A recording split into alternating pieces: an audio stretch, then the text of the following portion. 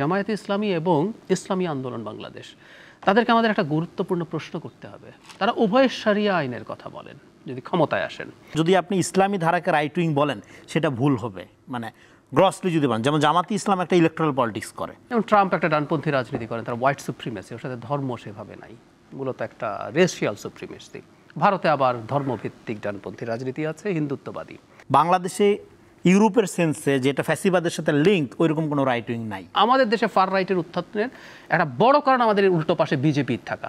বাংলাদেশের right wing তো main স্ট্রিমই না, ওর তো কোনো অধিকারই ছিল না। একটা শত্রু দেশ আছে ভারত, ভারতীয়দের শত সমালোচনা করি না কেন, তাদের সফট পাওয়ার অকল্পনীয় রকম বেশি। গ্লোবাল মিডিয়ার বিরাট একটা অংশ তাদের দখলে আছে, এই ন্যারেটিভ তৈরি করে ফেলবে। সো ঝুঁকি আছে। হাসিনা একবারও তো বলে নাই আমি ফ্যাসিস্ট, সবচেয়ে বেশি গণতন্ত্রের কথা বলছে। তথাকথিত আপনার ধরেন যে আপনার আরবান সাধু টাধু যারা, যাদের বিভিন্ন বেশভূষা দেখে আপনি মনে করেন যে বিশাল দার্শনিক হাজির হয়েছে, জান্নাত থেকে পালাই আসছে মনে হবে দেখলে, এরাই তো এই ফ্যানাটিসিজমকে উস্কায় এখানে এই জায়গায় নিয়ে আসছে।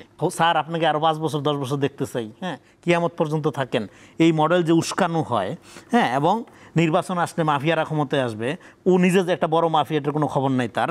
সারা পৃথিবীতে ডানপন্থী রাজনীতি আছে, ডানপন্থী রাজনীতি বিভিন্ন কিছুকে ভিত্তি করে হয়। যেমন ট্রাম্প একটা ডানপন্থী রাজনীতি করেন, তার হোয়াইট সুপ্রিমেসি, ওর সাথে ধর্ম সেভাবে নাই, মূলত একটা রেশিয়াল সুপ্রিমেসি।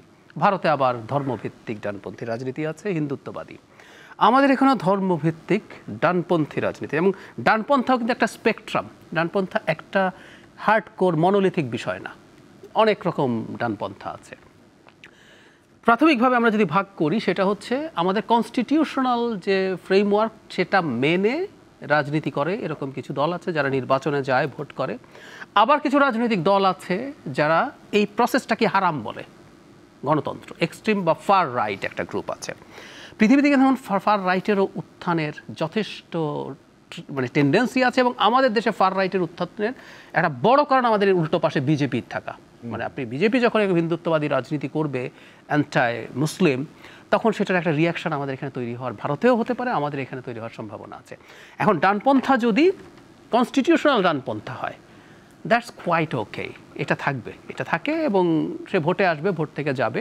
কিন্তু আমাদের এখানে এক্সট্রিম যে ডানপন্থা, র্যাডিক্যাল রাইট বা ফার রাইট, সেইটার উত্থানের প্রবণতাও দেখছি আমরা। আমার কাছে ওইটা র্যাদার খুবই অ্যালার্মিং। আর আমি আমাদের যে ট্রেডিশনাল যে কনস্টিটিউশনাল ডানপন্থা, এটা নিয়ে আমার একটা প্রশ্ন আছে, আমি সেই জায়গায় আসবো।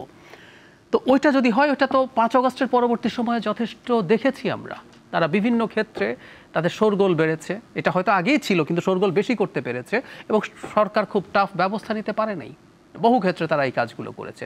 সো এটা নিশ্চিতভাবে অ্যালার্মিং। এবং আমি একটা জিনিস কথা বলতে চাই, আমরা তো বিচ্ছিন্ন দ্বীপ না, এবং আমরা যদি গ্লোবাল পলিটিক্স এবং জিও পলিটিক্স না বুঝি, আমরা আসলে এই জটিল পৃথিবীর মধ্য দিয়ে যেতে পারবো না। আমি প্রায় এই উদাহরণ দেই, ইরাক ধ্বংস করার জন্য ওয়েপন অফ মাস ডিস্ট্রাকশন লাগে নাই, জাস্ট একটা ন্যারেটিভ তৈরি করে ইরাক ধ্বংস করে দেওয়া গেছে। আর আমাদের তো ন্যারেটিভটা তৈরি করার মতো কিছু সাবস্ট্যান্সিয়াল এভিডেন্স আছে, সাবস্ট্যান্টিভ এভিডেন্স আছে, আপনি এগুলো করতে পারেন। একটা শত্রু দেশ আছে ভারত, ভারতীয়দের শত সমালোচনা করি না কেন, তাদের সফট পাওয়ার অকল্পনীয় রকম বেশি। গ্লোবাল মিডিয়ার বিরাট একটা অংশ তাদের দখলে আছে, এই ন্যারেটিভ তৈরি করে ফেলবে। সো ঝুঁকি আছে। আমি বলছি না বাংলাদেশে ফার রাইটটা অনেক শক্তিশালী হয়ে গেছে। শেষ করবো এটুকু দিয়ে, সময় বেশি নাই। আমাদের যারা কনস্টিটিউশনাল পলিটিক্স করেন, দুটো বড় তুলনামূলকভাবে বড় দলের নাম বলি, জামায়াতে ইসলামী এবং ইসলামী আন্দোলন বাংলাদেশ, তাদেরকে আমাদের একটা গুরুত্বপূর্ণ প্রশ্ন করতে হবে। তারা উভয় শরিয়া আইনের কথা বলেন যদি ক্ষমতায় আসেন। আচ্ছা, আপনি শরিয়া আইন কায়েম করবেন, এবং শরিয়া আইন কায়েম করে আপনি ধরুন জনগণকে বললেন আমাকে ভোট দাও, আমি শরিয়া আইন কায়েম করবো, আমি ক্ষমতায় গেলেন, জনগণ আপনাকে ভোট দিয়ে এনেছে, আপনি কি এই ইলেকট্রাল প্রসেস রাখবেন? খেয়াল করি, এটা খুব জরুরি প্রশ্ন। আপনি আসলেন এবং বললেন শরিয়াতে ইলেকট্রাল প্রসেস নাই, তাই আমি কনস্টিটিউশন অ্যামেন্ড করে আমি এটা বাতিল করে দিলাম। সো আপনি বলবেন আপনার যুক্তি কি? জনগণ আমাকে চেয়েছে, আমি এসেছি। ওই রাজনৈতিক দল কি অপারেট করতে পারে? খেয়াল করুন, আমরা ওকে বলছি তোমাকে যদি জনগণ চায় আসতে দেব, ধরলাম ও আসলো, 10 বছর পর জনগণ ওকে আর চায় না, কিন্তু ওই প্রসেসটা তো বন্ধ করে ফেলতে পারে। সো আমি এই প্রশ্ন রেইজ করতে চাই, এই দলগুলো যারা ইসলামী বললেই তো আপনাকে এক ধরনের শরিয়ার কথা আসছে, আপনাকে ক্লিয়ারলি বলতে হবে আপনি আসলে কি চান না চান, কোথায় চান, কোন আইন, শরিয়া বললে কতটুকু চান, কোন আইন চান, কোরআনেরই সব আইন চান কিনা। আমাদের সব কোরআনের আইন আমাদের এখানে নাই, আমরা চুরির জন্য হাত কেটে ফেলি না, আমাদের সুদ হারাম না, কোরআনে স্পষ্টভাবে হারাম বলা আছে কোনটা কোনটা করবেন। এবং আবারও বলছি, ইলেকট্রাল প্রসেস থাকবে কিনা এগুলো সব ক্লিয়ার করতে হবে। আপনি আসবেন, এরপর বলবেন যে ইসলামী শরিয়াতে তো মানে কোনো ধোঁয়াশা রেখে না না, কারণ যদি সেটা হয়, যদি উনি বলেন ম্যান্ডেট নিয়ে এসেন ভোট বন্ধ করবো, তাহলে আপনার রাজনীতির অধিকার নাই। এটা হলো জরুরি কথা। কারণ কোনো একটা দল এটা বলার রাইট রাখবে না এই প্রসেসে, তখন আপনি বিপ্লব টিপ্লব করুন, করে পারলে ক্ষমতা দখল করুন। যদি আপনি ইসলামী ধারাকে রাইট উইং বলেন সেটা ভুল হবে, মানে গ্রসলি যদি বলেন। যেমন জামাতি ইসলাম একটা ইলেকট্রাল পলিটিক্স করে, এবং জামাতি ইসলামকে মানুষ যে ধরেন ভালোবাসে, পছন্দ করে, এর কিন্তু একটা বড় কারণ ইসলামের কারণে।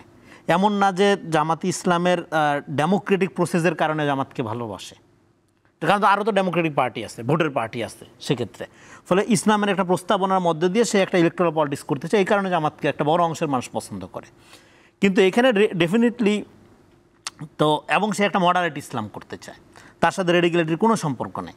তো ফলে এটাকে আপনি কি, এবং ইলেকট্রাল পলিটিক্স করে, ফলে এটাকে কি আপনি রাইট উইং বলবেন?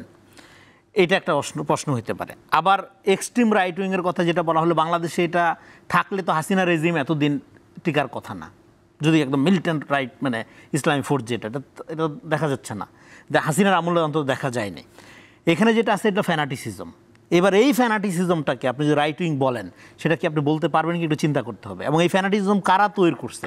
এই ফ্যানাটিসিজমকে যদি আপনি রাইট উইং বলেনও, তর্কের খাতিরে ধৈর্য নিলাম যেটা একটা রাইট উইং আপনি বলতেছেন, তাইলে এই right wing driven by left wing. এখানে লেফট বুদ্ধিজীবী যারা, তথাকথিত আপনার ধরেন যে আপনার আরবান সাধু টাধু যারা, হ্যাঁ, যাদের বিভিন্ন বেশভূষা দেখে আপনি মনে করেন যে বিশাল দার্শনিক হাজির হয়েছে, জান্নাত থেকে পালাই আসছে মনে হবে দেখলে, এরাই তো এই ফ্যানাটিসিজমকে উস্কায় এখানে এই জায়গায় নিয়ে আসছে। এখন আপনার এবং এদের বন্ধু বান্ধবরাই এখন বিভিন্ন মিডিয়াতে বইসা, হ্যাঁ, রাইট উইংয়ের কথা বলতেছে। বাংলাদেশে ইউরোপের সেন্সে যেটা ফ্যাসিবাদের সাথে লিঙ্ক, ওইরকম কোনো রাইট উইং নাই, থিওরিটিক্যালি আপনি বলতে পারবেন না।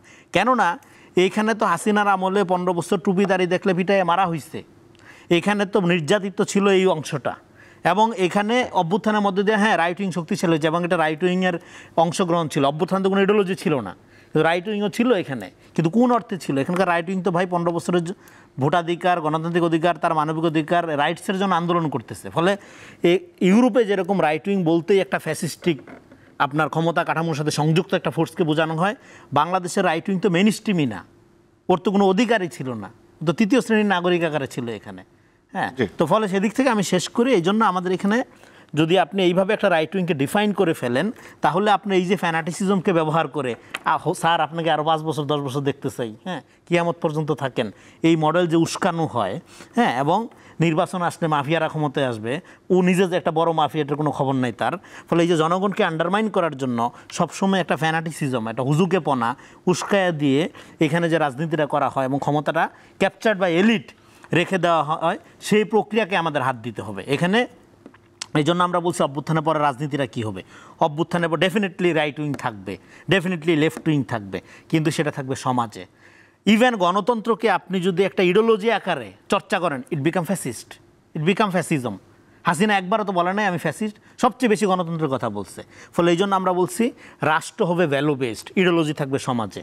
আমরা এমন একটা রাষ্ট্র কায়েম করতে চাই যেখানে ইডিওলজির ভিত্তিতে রাষ্ট্র আমাকে, আমার পরিচয়ের ভিত্তিতে আমাকে চিহ্নিত করবে না, বিচার করবে না, আমাকে সে ট্রিট করবে নাগরিক হিসাবে।